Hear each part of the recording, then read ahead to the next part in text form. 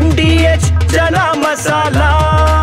ಈಗ ಕಡಲೆ ಇರಲಿ, ಹಲಸಂದೆ ಬೀಜ, ಕಪ್ಪು ಕಡಲೆ ಅಥವಾ ಬಿಳಿ ಕಡಲೆ, ಎಲ್ಲವೂ ಸ್ವಾದಿಷ್ಟವಾಗುತ್ತೆ. ರಾಜ್ಯದಲ್ಲಿ ಭಾರಿ ಮಳೆಯಿಂದಾಗಿ ಜನಜೀವನವೇ ಅಸ್ತವ್ಯಸ್ತ. ಮರ ಬಿದ್ದರ ಭಸಕ್ಕೆ ಕಾರೇ ಅಪ್ಪಚ್ಚಿಯಾಗಿದೆ. 3 ಎಕರೆ ಬೆಳೆ ನಾಶವಾಗಿದ್ದು ತಾಯಿ ಮಗ ಕಂಗಾಲಾಗಿದ್ದಾರೆ. ಹಾರಿದ ಮನೆ ಮೇಲ್ಛಾವಣಿ, ಬಾಣಂತಿ ಪರದಾಟ. ಇದೆಲ್ಲವನ್ನು ನೋಡೋಣ ವರ್ಣಾರ್ ಭಟ ನ್ಯೂಸ್ ಟಾಪ್ನಲ್ಲಿ. ರಾಜ್ಯದಲ್ಲಿ ಭಾರಿ ಮಳೆಯಿಂದಾಗಿ ಜನಜೀವನ ಸಂಪೂರ್ಣ ಅಸ್ತವ್ಯಸ್ತವಾಗಿದೆ. ಜಿಲ್ಲೆಯಲ್ಲಿ ಹೆಚ್ಚಿನ ಮಳೆಯಿಂದಾಗಿ ನಾನಾ ಅವಾಂತರಗಳೇ ಆಗಿದೆ. ಬೆಂಗಳೂರಿನ ಎಲೆಕ್ಟ್ರಾನಿಕ್ ಸಿಟಿಯ ಪ್ರಗತಿ ನಗರದಲ್ಲಿ ಟ್ರಾನ್ಸ್ಫಾರ್ಮರ್ ಮೇಲೇನೆ ಮರವೊಂದು ಉರುಳಿ ಬಿದ್ದಿದೆ. ಅದೃಷ್ಟವಶಾತ್ ಯಾವುದೇ ಪ್ರಾಣಾಪಾಯ ಸಂಭವಿಸಿಲ್ಲ.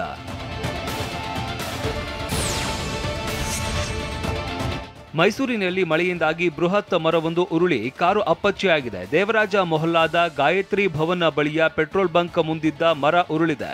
ಕಾರು ಸಂಪೂರ್ಣ ನುಜ್ಜುಗುಜ್ಜಾಗಿದೆ. ಇನ್ನು ಪಕ್ಕದಲ್ಲೇ ಇದ್ದ ಜನರು ಕೂಡ ಕೂದಲೆಳೆ ಅಂತರದಲ್ಲಿ ಬಚಾವಾಗಿದ್ದಾರೆ.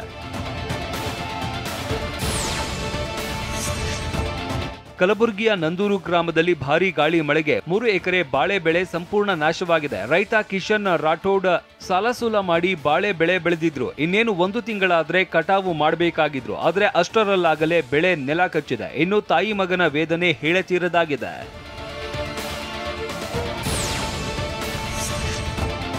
ಮಳೆಯಿಂದಾಗಿ ಬೆಳಗಾವಿಯ ನಿಡಗುಂದಿಯಲ್ಲೂ ಅಧ್ವಾನ ಆಗಿದೆ. ಗಾಳಿಯ ಹೊಡೆತಕ್ಕೆ ಮನೆಯ ಮೇಲ್ಚಾವಣಿನೇ ಹಾರಿ ಹೋಗಿದೆ.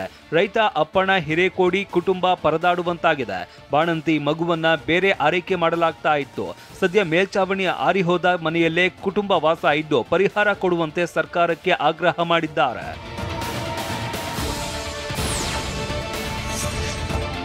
ಬಳ್ಳಾರಿಯ ಸಂಡೂರಿನಲ್ಲಿ ತಡರಾತ್ರಿ ಸುರಿದ ಮಳೆಗೆ ಹಲವು ಪ್ರದೇಶಗಳೇ ಮುಳುಗಡೆಯಾಗಿದೆ. ಸಂಡೂರಿನ ನಾರಿಹಳ್ಳ ಉಕ್ಕಿದ ಪರಿಣಾಮ ಯಶವಂತಪುರದ ರೈಲ್ವೆ ಅಂಡರ್ಪಾಸ್ ಸಂಪೂರ್ಣ ಜಲಾವೃತವಾಗಿದೆ. ಇದರಿಂದ ಜನ ಸಂಚಾರಕ್ಕೆ ಭಾರೀ ಸಮಸ್ಯೆಯಾಯಿತು. ವಾಹನ ಸವಾರರು ಪರದಾಡಿದ್ರು.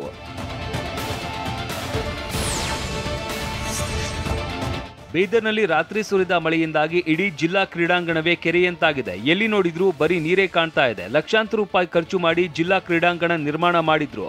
ಸ್ವಲ್ಪ ಮಳೆ ಬಂದ್ರೂ ಜಲಾವೃತ ಆಗೋದು ಮಾತ್ರ ನಿಂತಿಲ್ಲ. ಹೀಗಾಗಿ ಕೂಡ ವ್ಯವಸ್ಥೆ ಸರಿ ಮಾಡಬೇಕು ಅಂತ ಗುತ್ತಿಗೆದಾರ ಕ್ರೀಡಾ ಇಲಾಖೆಯ ವಿರುದ್ಧ ಕ್ರೀಡಾಪಟುಗಳು ಆಕ್ರೋಶ ಹೊರಹಾಕಿದ್ದಾರೆ.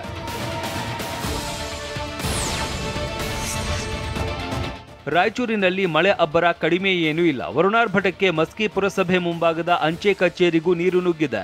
ಕೆಲಸದ ನಿಮಿತ್ತ ಅಂಚೆ ಕಚೇರಿಗೆ ಆಗಮಿಸುವುದಕ್ಕೆ ಜನರು ಪರದಾಡುವಂತಾಗಿದೆ. ಇಷ್ಟೇ ಅಲ್ಲದೆ ಮಸ್ಕಿ ಪಟ್ಟಣದಲ್ಲಿ ಕೆಲ ಮನೆಗಳಿಗೂ ಮಳೆ ನೀರು ನುಗ್ಗಿದೆ.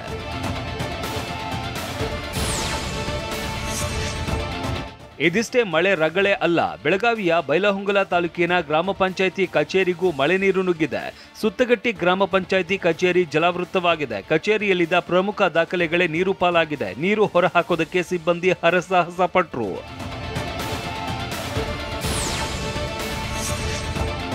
ರಾಮನಗರ ಜಿಲ್ಲೆಯ ಮಾಗಡಿಯಲ್ಲೂ ಮಳೆಯಿಂದಾಗಿ ಜನ ಪರದಾಡಿದ್ರು. ವಿಪರೀತ ಮಳೆಯಿಂದಾಗಿ ಮನೆಯೊಳಗೆ ಕೊಳಚೆ ಮಿಶ್ರಿತ ನೀರು ನುಗ್ಗಿದೆ. ಇದರಿಂದ ಕುಟುಂಬಸ್ಥರು ಹಿಡಿಶಾಪ ಹಾಕುವಂತಾಯಿತು. ಇದು ಬರೀ ಇವರೊಬ್ಬರ ಪರಿಸ್ಥಿತಿ ಅಲ್ಲ. ಮಾಗಡಿಯ ನಟರಾಜ ಬಡಾವಣೆಯಲ್ಲೂ ಹಲವು ಮನೆಗಳು ಸಂಪೂರ್ಣ ಜಲಾವೃತವಾಗಿದೆ. ವಾಹ್, ಯಾಕೆ ಈಗ ಬಂತ ಸ್ವಾದ? ಖಂಡಿತ ಈಗ ಬಂತು ಅಸಲಿ ಸ್ವಾದ. MDH chunky chaat masala life ಅಲ್ಲಿ ಅಸಲಿ ಸ್ವಾದ ತರುತ್ತೆ. ಅಸಲಿ ಮಸಾಲ, ಎಸ್ ಎಸ್ MDH.